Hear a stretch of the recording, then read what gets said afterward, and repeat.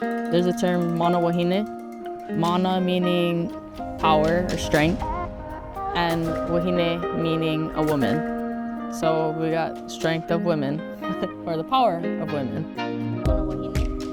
These women, they're model technicians because they take initiative. We always have each other's back. I think we work hard. That way people know that they can trust us. Chelsea, she runs a coffee farm and avocado farms. Being a farmer, it's labor intense.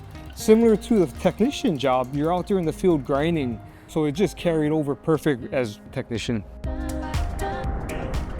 Opihi gathering or fishing or hunting is absolutely a skill. Justine's great at it because they've actually got some of the strongest adhesive. It's stronger than any super glue, and it's like a vacuum seal against the rock. I could see a lot of that correlating to what she does because maintenance tech work, you got to have the right feel with the cable, you got to know what you're dealing with. Those types of things has made her like a really strong employee. Caragh was a star athlete. It's no surprise because the success she brought and talent with softball, she's doing it here and she's a star here at Spectrum. My team, they're literally my older siblings. They're all part of their family. In Hawaii, we'll call it ohana.